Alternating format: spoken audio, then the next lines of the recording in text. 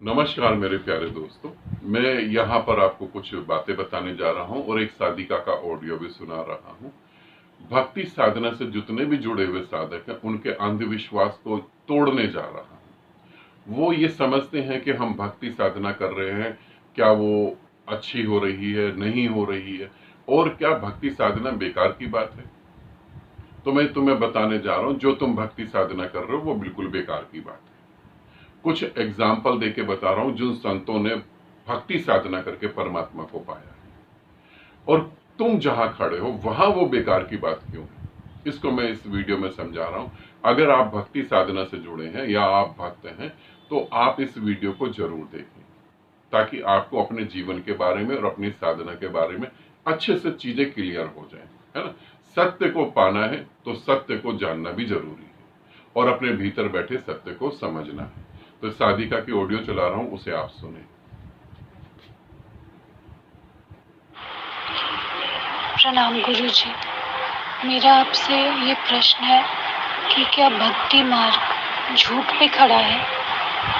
ये सारे आंसू, इमोशन, सारा रोना सब व्यर्थ होते हैं। फिर भक्त क्यों रोता रहता है? किसका इंतजार करता है जब कहीं कोई भी परमात्मा नहीं है? क्या सच में सब कुछ व्यर्थ है? अब इसमें से मैं एक एक बात को समझाने की कोशिश करता हूं। भक्त क्यों रोता रहता है? भक्त रोता है, वाकई में ही रोता है, मगर उसका कारण क्या है रोने का?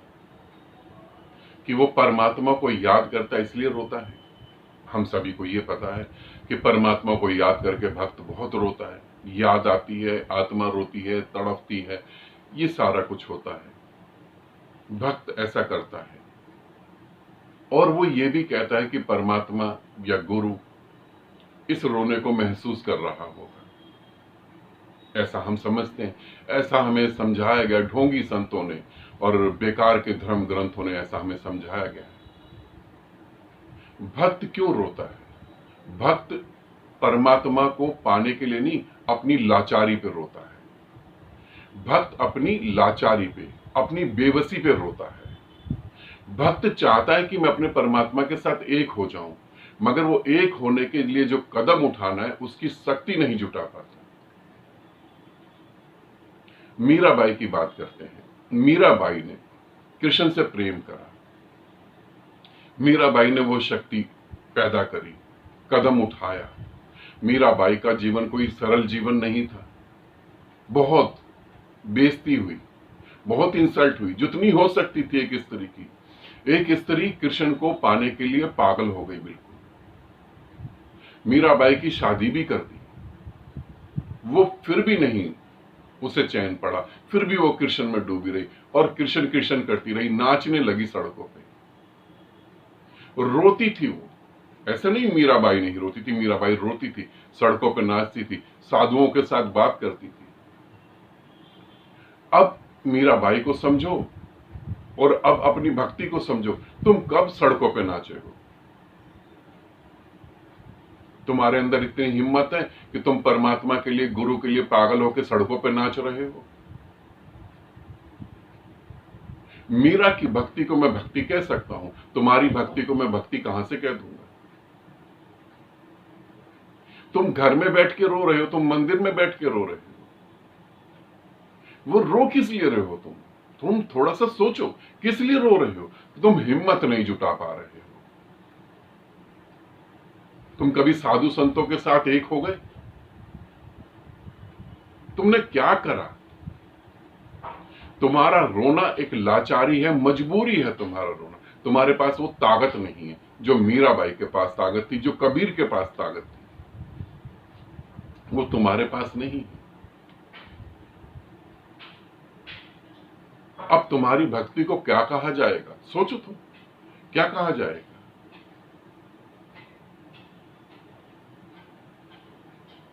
मीरा कृष्ण के लिए पागल हो गई, उसको बचपन में एक गुरु मिले, बचपन में उनको गुरु मिले, उनके गुरु थे बचपन में, चंपा जी राजपुरोहित थे वो। राजा महाराजाओं के यहाँ रहते थे, राजपुरोहित थे चंपा जी, वो उनके गुरु थे। मगर मीरा उनसे संतुष्ट नहीं हुई।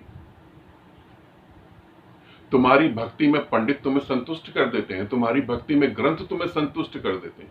मीराबाई वो राजपुरोहित से संतुष्ट नहीं हुई। मीरा फिर आगे बढ़ी, बड़ी हुई, आगे भी बढ़ी। फिर आगे उनको एक गुरु मिले, गजाधर, वो धार्मिक गुरु थे। मीरा वहां भी संतुष्ट नहीं हुई, उसे भी छोड़ दिया और आगे बढ़ गई। समझ रहे हो? धार्मिक क्रियाकांड भी मीरा ने छोड़ दिया। क्या तुम धार्मिक क्रियाकांड से मुक्त हो पाए हो? मीरा को हम कहते हैं कि मीरा कृष्ण की मूर्ति लेके पागल हो गई थी। मीरा से कृष्ण की मूर्ति भी छूट गई थी। क्या तुमसे भक्ति के अंदर मूर्तियां छूटी? क्या तुमसे ग्रंथ छूटे? तुमसे क्या छूटा? और तुम्हारी भक्ति को फिर कहा जाए? फिर मीरा और आगे बढ़ी। फिर उनके जीवन में एक आध्यात्मिक गुरु आए, रविदास, संत रविदास जी उनके जीवन में आए। जब मीरा को पता लगा मीरा कहां रजवाड़ों के घर की ठकुराइन, इतना ऊंचाई पर, और उनके गुरु जाति से एकदम नीचे,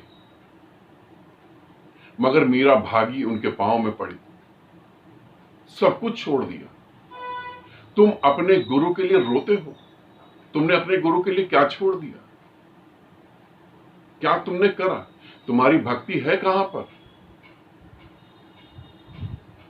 तुम्हारी भक्ति में कौन सी क्रांति हो रही है? भक्ति तो क्रांति है। कौन सी क्रांति हो रही है? तुम असहाय हो, तुम शक्ति नहीं जुटा पा रहे, इसलिए तुम रो रहे हो। भक्ति में शक्ति होती है। और फिर जब उन्होंने अपने आध्यात्मिक गुरु से दीक्षा ली, तब वो कृष्ण के निराकार रूप को समझ पाई, और तब वो कृष्ण से मिली और अंत तक कृष्ण में ही विलीन हो गई। हिंदू धर्म के अंदर एक बहुत अच्छी बात है, मुझे बहुत प्यारी लगती है। जब गणेश की पूजा होती है, बॉम्बे में, महाराष्ट्र में, अब तो सभी जगह होती है, तो गणेश की मूर्ति बनाते हैं वो लोग और उसकी पूजा करते हैं और फिर उसे विसर्जित कर देते हैं।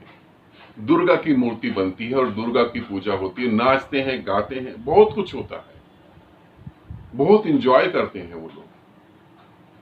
और फिर सभी बंगाली दुर्गा की मूर्ति को विसर्जित कर देते हैं। उसका अर्थ होता है कि हम आकार से जुड़े हैं। हमने इस निराकार के भीतर एक आकार बनाया, उसके साथ हम जुड़े, और उसके साथ जुड़ने के बाद हमने उसको फिर वापस निराकार में भेज दिया। आकार माध्यम है निराकार का। कभी भी कोई भी भक्त सीधे सीधे निराकार को प्रेम नहीं कर सकता, इसे समझना। आज तक पृथ्वी पर ऐसा भी कोई भक्त पैदा नहीं हुआ जो सीधे निराकार को प्रेम करता हो। आकार को ही प्रेम करता है। जब तुम रोते हो, तड़पते हो, बिलखते हो, परमात्मा को पुकारते हो, तो तुम्हारी भक्ति का फल क्या मिलता है तुमको? तुम्हें पता है क्या मिलता है तुम्हें फल? जब तुम पागल हो जाते हो और तुम क्रांतिकारी होते हो, तुम्हारे पांव उठते हैं और तुम सभी मान्यताओं को तोड़ देते हो, तब परमात्मा की तरफ से तुम्हें एक जीवित गुरु मिलता है। तब भी तुम्हें निराकार नहीं मिलता, फिर जीवित गुरु मिलता है। और फिर जीवित गुरु के साथ तुम एक होते हो। यहां पूरे समाज में तुम शिवलिंग पर जल चढ़ाओ, परिवार को चिंता नहीं है। तुम हनुमान की पूजा करो, परिवार को चिंता नहीं है। तुम कृष्ण को पाने के लिए वृंदावन, मथुरा चले जाओ, परिवार को कोई टेंशन नहीं, आ ही जाओगे। किसी जीवित गुरु से तुम जुड़ जाओ, ये परिवार के लिए बहुत बड़ी टेंशन है, वो ये बर्दाश्त नहीं कर पाएगा। क्योंकि अगर किसी जीवित गुरु से जुड़े तो तुम निराकार में चले जाओगे हमेशा के लिए। इसीलिए जब जीवित गुरु होता है तो बहुत ही बिरले, बहुत ही क्रांतिकारी लोग गुरु से जुड़ पाते हैं। अधिकतर तो जब गुरु शरीर से विदा हो जाता तो उसकी फोटो रखकर पूजा पाठ करते हैं, मालाएं चढ़ाते हैं और कल्पनाओं में खोए रहते हैं, जैसे तुम्हारी भक्ति कल्पनाओं में खोई हुई है। मेरे को पता है, मैंने एक वीडियो दिया जिसमें मैंने बताया कि आध्यात्मिक पागलपन होता है। उसी वीडियो को साधिका ने देखा होगा और ऑडियो दिया। मगर मैं क्यों कह रहा हूं? तुम्हारे आंसुओं में क्या है? तुम्हारे आंसुओं में क्रांति नहीं है। तुम किसी जीवित गुरु से नहीं मिल पा रहे हो। कितनी बड़ी बात है, तुम किसी जीवित गुरु से मिलने की हिम्मत नहीं जुटा पा रहे हो। और गुरुओं के नाम पर तुम ऐसे लोगों को चुन लो तो जहां तुम्हें कोई क्रांति नहीं घटित हो रही, तुम्हें कंफर्ट जोन और मजबूत हो जाता है। तुम ऐसे गुरुओं को चुनते हो। हिंदू हो तो ऐसे गुरुओं को चुनोगे जो तुम्हें कहेंगे एकादशी के दिन चावल ना खाओ, राम भगवान ने ये तोड़ दिया, कृष्ण ने ये जोड़ दिया, ये हो गया वो हो गया। तुम ऐसे लोगों को चुनते हो। तुम कथा कहानियों में मजे लेते हो कि एक राधा थी जो कृष्ण के लिए पागल थी। राधा का कोई अस्तित्व ही नहीं है पूरी तरह से। यदि कृष्ण के लिए कोई पागल होता है तो वो परमात्मा के साथ एक हो जाता है। मीरा का अस्तित्व है। राधा में कोई क्रांतिकारी बात नहीं है, क्योंकि अगर कृष्ण से प्रेम करती, और जिस समय कृष्ण थे इस पृथ्वी पर शरीर के साथ, उस समय कोई कृष्ण से प्रेम करता और उसके जीवन में क्रांति नहीं घटती। मीरा कृष्ण के 500 साल बाद आई इस धरती पर,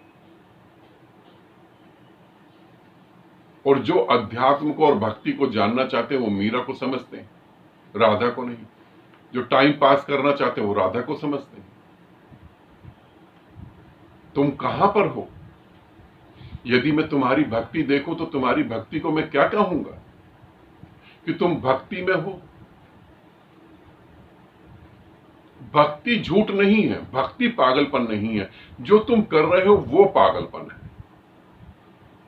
वो पागलपन है। जो गुरु के प्रेम में पड़ गए वही उस निराकार के पास गए।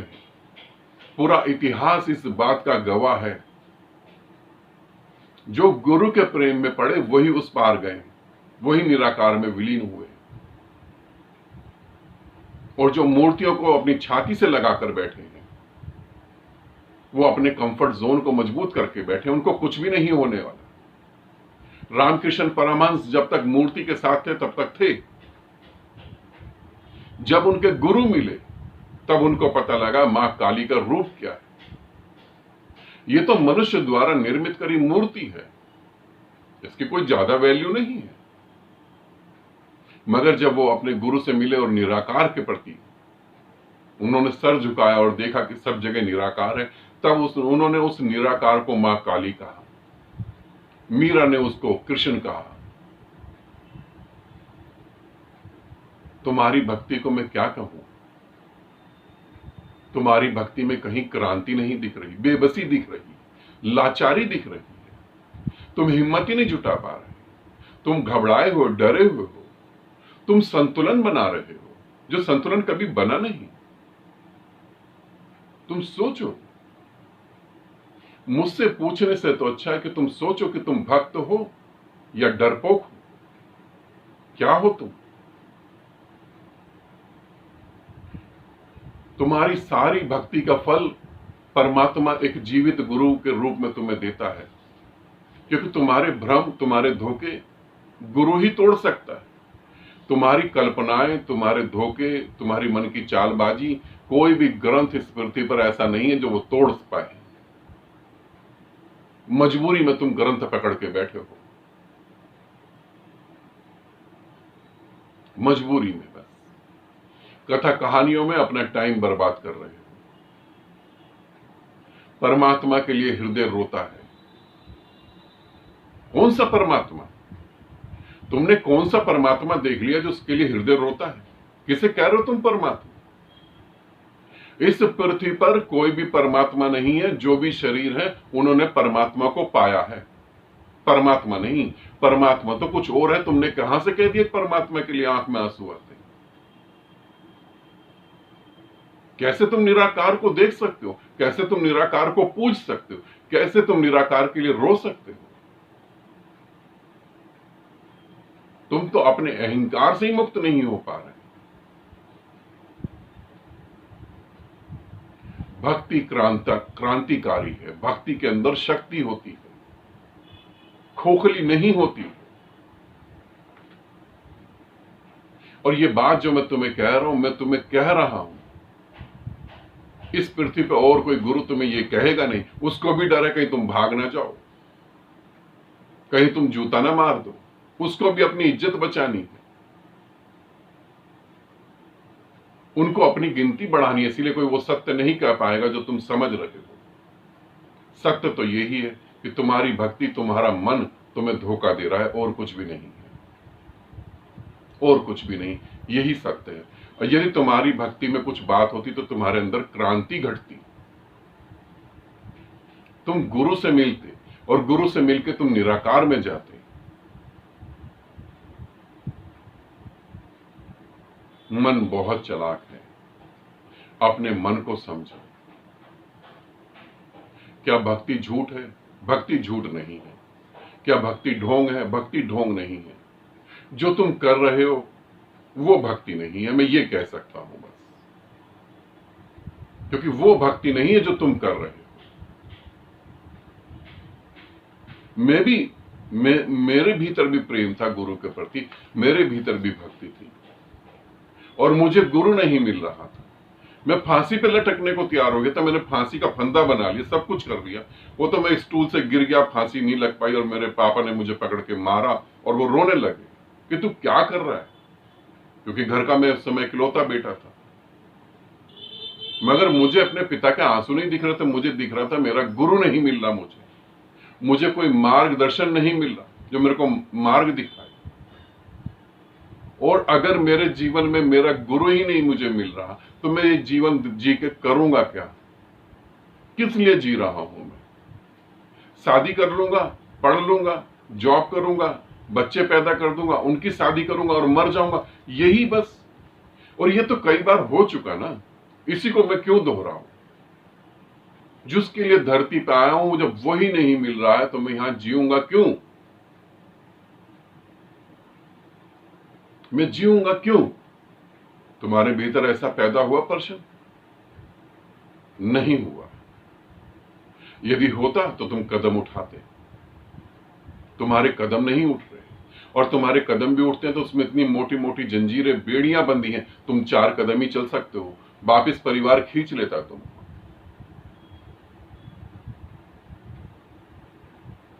तुम कैसी भक्ति की बात कर रहे हो? और भक्ति लाखों करोड़ों में किसी एक के हृदय में ये घटती है। ये ऐसा स्वर नहीं है जो हर इंस्ट्रूमेंट पे बज जाए। ये ऐसा स्वर है किसी किसी के हृदय में बजता है, सभी के नहीं बजता। सभी भक्ति के नाम पे ढोंग कर रहे हैं, और कुछ भी नहीं। सभी अपने कल्पना जाल में फंसे हुए हैं, और तुम्हें गुरु भी ऐसे मिल जाते हैं जो खुद ही, अब उनके बारे में क्या कहा जाए। तुम्हारी आंख ही नहीं खुल रही। लोग कथा कहानियां सुन के ही आनंदित हो जाते हैं।